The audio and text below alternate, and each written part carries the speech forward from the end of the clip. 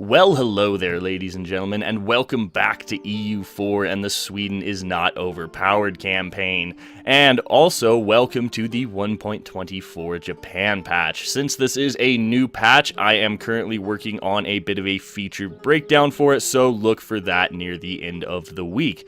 Now, back to our Sweden game. So, I was looking at the save, and you know, we really need to embrace Renaissance. I didn't want to do this, but we're going to take a pair of loans, and we're just going to go ahead and embrace Renaissance. I don't think we actually needed to take a pair of loans. We took a pair anyway. It's fine. We can do stuff with the money. Embrace. There we go. There goes our tech costs. Hey, look, we can get Miltech 8 right away, so I think we're going to do that. All right. Cool, Miltech 8 is done. We don't need too much more admin to finally get Admin Tech 5 and start getting some ideas. Finally. I was looking at this between episodes as well, and I think we are going to go ahead and hire this guy to get some more admin coming up. Let's look at this. Advancement of Religion. No. No, for now, we're going to just kind of... We're going to leave these two alone, although... that's not good. Anyway, I think as soon as we get to 25% army professionalism, we are going to slacken recruitment standards so we can get our manpower back a bit more. And yeah, now that we have taken our tech, we are going to turn on Denmark more than likely. We are going to get Admin Tech 5 first, so we get at least a little bit caught up there. That's really cheap for tech, so I'm quite happy about that. Now, we could make that even cheaper. So, actually, we don't have Diplotech 9. Never mind. I was going to say we can build spy networks to study technology to reduce that cost even further. So, our provincial unrest is pretty low now. The Danish separatists aren't going to be an issue. These guys might be an issue, and I don't really want to bump autonomy up. So, what we could do... We do need to convert this, but we can't yet, so... It would be nice. We'll worry about that when the time comes. For now, we are going to go ahead and get our tech, though. And go. Oh, alright then. That's nice. Oh no. Why? Come on, man. Viborg. We can go there. They can, we'll turn this on. We'll give it a month or two to get its garrison back, and then we will just go ahead and crush these damn peasants. Although then the nobility loses... Oh, no. Hold on, let's look at this. So Viborg, it is only a 6 development province. That's not too bad. 20% autonomy for 20 years. Yeah, I think to keep the nobility happy, we're going to have to do that. Alright, anyway, Viborg can go back to being off. Oh, I recently discovered the hotkey for turning forts on and off, and that is H. You can see it if you hover right here, and I never bothered to hover there for long enough. So that's always nice. Alright, moving on. We now have a pair of loans. We're not making a whole lot of money, unfortunately. So what I think we're actually going to do is... making 2 ducats a month now. That's fine. So what I think we're going to do is we're going to detach the mercs, send them there, I suppose, and then we're just not going to pay these guys at all. We will drill with the rest of our army, but not paying those mercs has made us almost another ducat a month. I quite like that. And, you know, to that end, I think we are going to go ahead and mothball the galleys. I wanted to have those good to go as soon as a war started, but I think it's more important to get us some ducats right now. Can we take our tech yet? No. Oh, we're 1 point shy. That's no bueno. Alright, we'll be able to take Admin Tech 5 finally. There we go. There we go. We did it, guys. Admin Tech 5. Now, the big question is, what idea are we going to take? And I have been thinking about this a fair bit. It might be a good idea to go quantity early on. It might be. That manpower recovery speed is always wonderful. Regiment cost, land maintenance modifier. Garrison size is quite nice, and than this 50% land force limit modifier. As well as some of the rather nice ideas you can actually, or policies, excuse me, you can crank out if you combo these ideas well. So I think we are... this is such a tough choice because I kind of want to take defensive first for this morale of armies and yearly army tradition. This 15% morale of armies is awesome. This also gets us land maintenance modifier. Oh, it's such a tough choice right now. It's such a tough choice right now. I think we are going to go... Yeah, we're going to take defensive. Defensive first, and then we will more than likely take trade followed by quantity. But we will get to that when the time comes. Now, we are getting quite a bit of mill power every month, and we are caught up on our mill tech, which is wonderful. We need to get admin tech 6 too. Get that workshop going, because if we take a look at it, I don't think we can. Well, we can actually, but we can't build it. Novgorod has admin tech 6, and if we look at this, Dallas Kogan, if we build a workshop in Dallas Kogan, that'll make us an extra 1.3 ducats a month. That's disgusting for a 96 ducat building. That's just... Oh, it's so good. And then Skane makes 0.34. That's pretty solid in and of itself. So we need to get those workshops going immediately. Got to get that admin tech 6 first, though. So we now have a pair of 140 ducat loans that we will probably not be able to pay off with our current economy. But fortunately, we will be able to take that money from other people around us. Now, our manpower is coming back, so I am going to build up 2 cav. I know they're expensive, but I would like to start getting our army back in shape since our force limit is now up to 31. We're not even sitting at a 20 stack. I'm not super pleased about that, but it is what it is right now. This will probably be the last of the cavalry we recruit, as once you hit about tech 14, I would say, military tech 14, cavalry kind of starts to become irrelevant, and cannons start to become the dominant thing. What? Sliding horse. Tell me you saw it. Tell me I'm not the only one who saw that. Oh, that was great. That was nice. Nice little graphical glitch there for you guys. Alright, so we are now making 275, and I'm okay with that. In fact, I'm going to continue to build up the army. Would like to continue to save that manpower, however, we have hit 25% army professionalism, and we're going to slacken our recruitment standards for some free manpower, basically. Look at that, back up to about 11,000 now. Awesome, 24k max manpower, that is wonderful. And our spy network on Denmark is massive. What can we do? We can support rebels? Probably not really worth it. Let's see. Do we have claims on Norway? We do. We have 1. Let's look at development. Yeah, I would like to continue to get claims through Denmark because this is the much higher development land.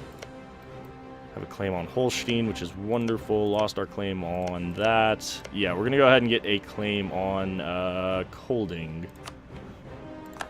So, it's pretty much as soon as we attack Denmark, let's actually check aggressive expansion before I get any further. Okay, so our AE is completely gone. This is perfect. It is gone. Excellent. Now, let's look at our trade. So we have 14% of the trade in Lubeck. And that earns us a fair bit of money, actually. Is there a marketplace here in Skane? Because I have a feeling this place is worth a decent bit of trade. No, there is not, unfortunately.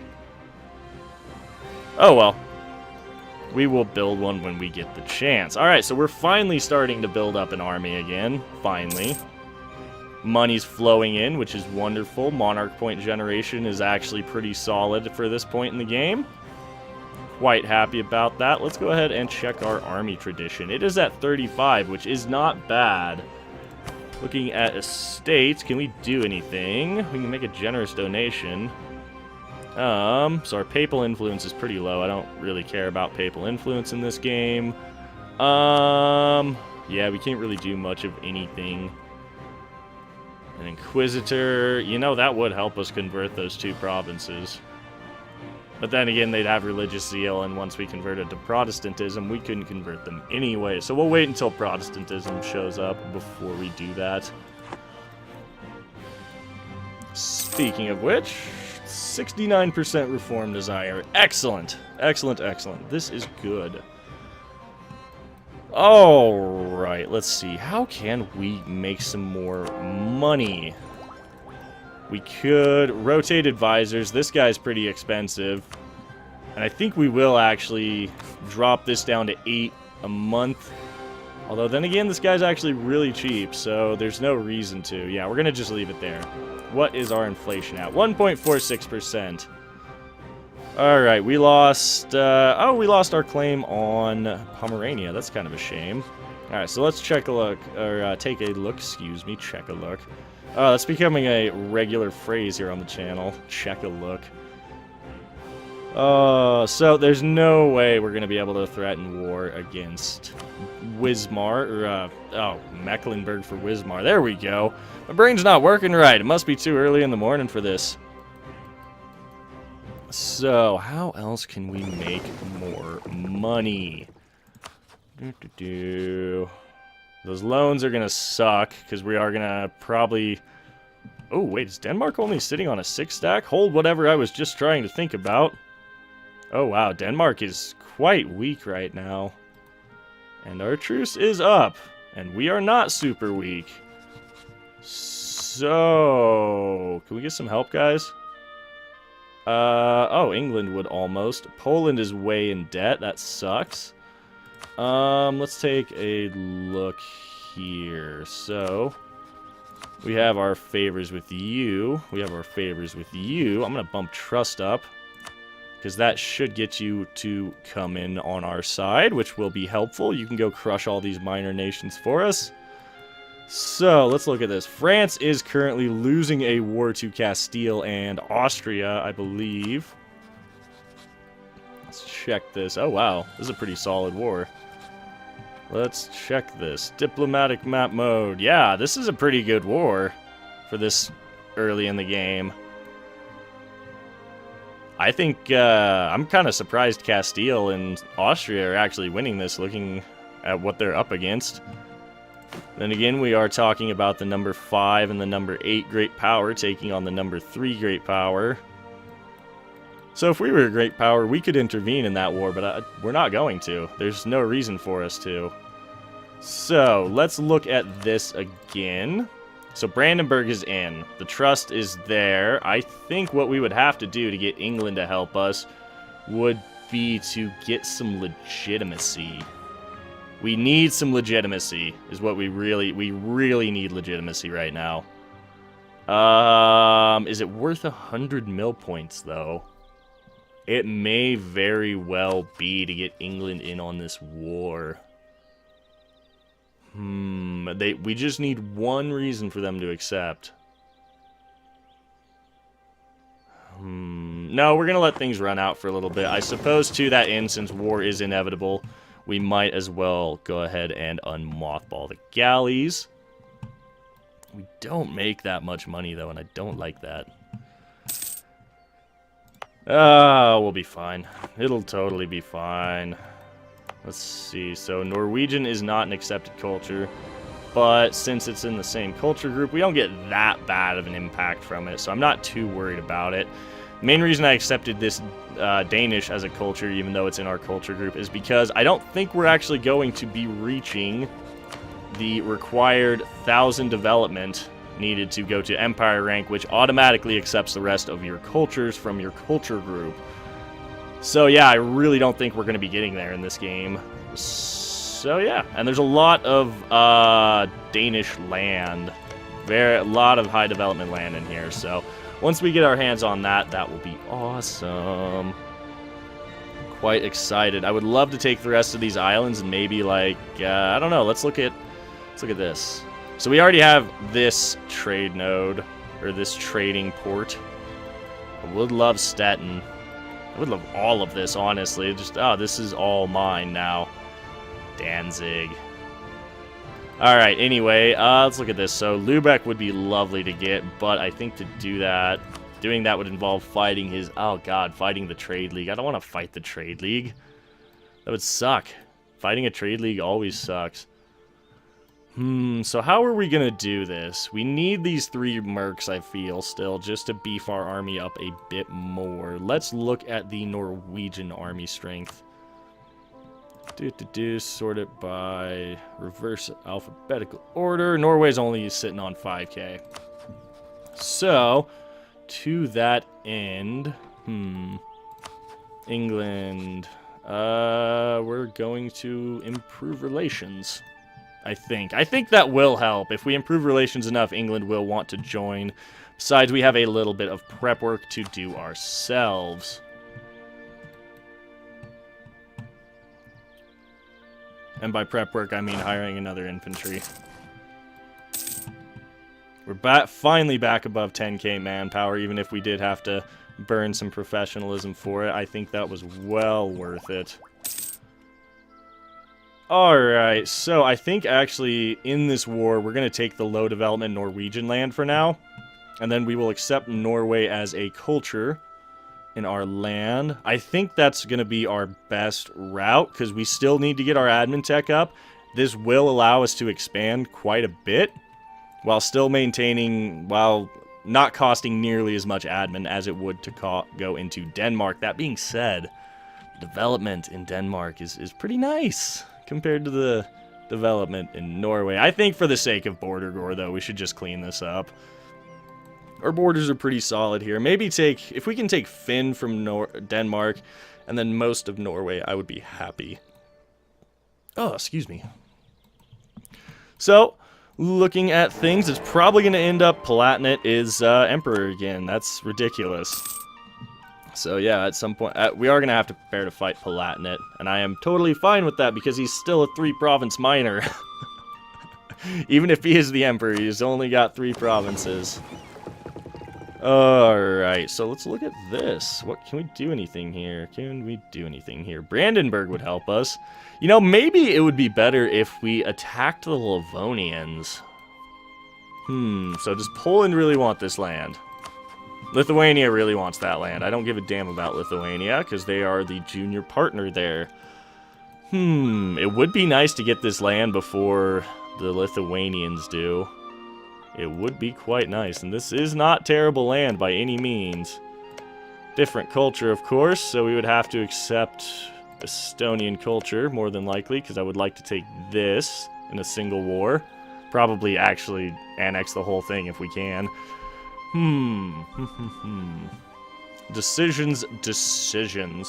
Well, I think on that note, we are going to call it an episode, and I'm going to look around a little bit between episodes and decide our further course of action. But things have now stabilized. We finally got Renaissance embraced. Colonialism isn't a thing yet, so I don't care. Oh, it's so good, finally. On that note, like I said, this is the end of the episode.